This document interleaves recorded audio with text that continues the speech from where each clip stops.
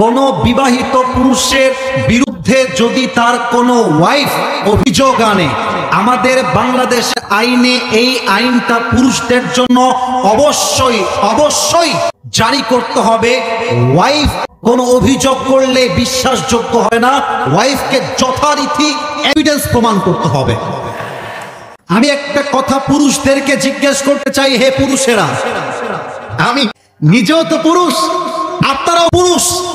আমার কথা হচ্ছে, নারী আর পুরুষ দ্বন্দ্ব লাগলে মানুষ কেন শুধুমাত্র নারীর ক্ষেত্রে আলগা পিরিত দেখায়?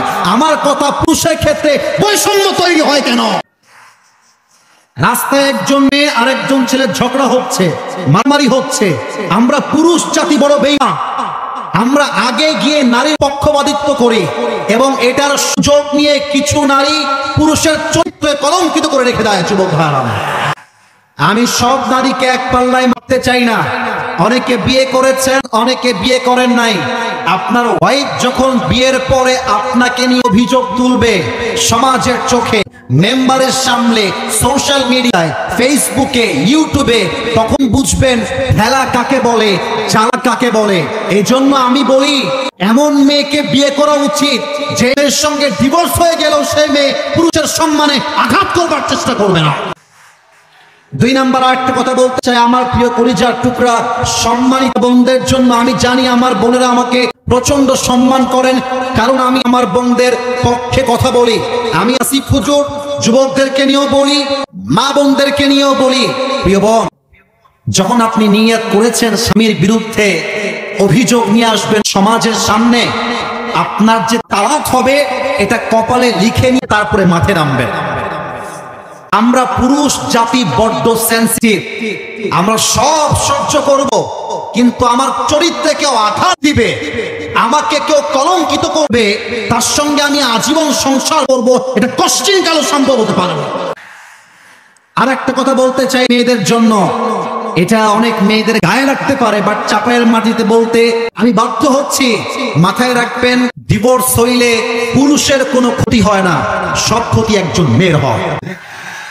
আপনার জন্য একটা বিয়ে জায়েজ, আপনি আমারে ছাড়বেন, আই ডোন্ট কেয়ার। আপনার জন্য একটা বিয়ে জায়েজ, আমার জন্য 4টা বিয়ে জায়েজ।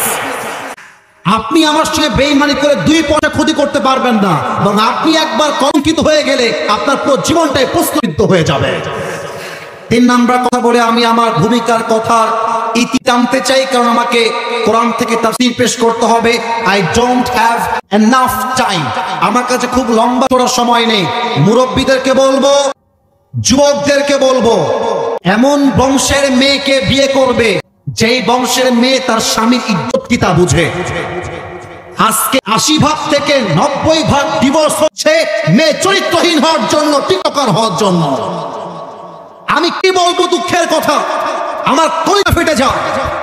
ক্লাস 7 এর মেয়ে 8 এর মেয়ে পার্কে গিয়ে প্রেম করে বেড়ায়, ক্লাস 5 এর মেয়ে টিকটকে উলঙ্গ ভাবে নেমে বেড়ায়।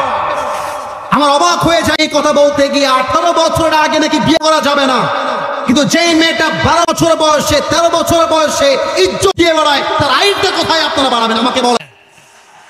আমি আমার ওয়াজে স্পষ্ট ভাষায় বলেছি, বিয়ের ক্ষেত্রে আইন চেঞ্জ করতে হবে। 18 বছর নয়, মেয়ের বয়স হয়ে গেলে চরিত্রবান যুবক দেখে বিয়ে দেওয়া লাগবে। আর মেয়েদেরকে বলবো, বিয়ের সময় আসলে কিছু মেয়ে আছে দেখবেন টাকা পাইলে বুড়ার টাকলার সঙ্গে বিয়ের পিড়িতে বসে যায় না। চাপায় এরকম মেয়ে তো নাই, আছে আছে আছে। প্রিয় বোনেরা, টাকা দেখে বিয়ে করবেন, টাকা পাবেন, বাড়ি পাবেন, গাড়ি পাবেন, বাট মনের শান্তি বলেও তো একটা কথা আছে। এটা কথা মাথায় রাখবেন।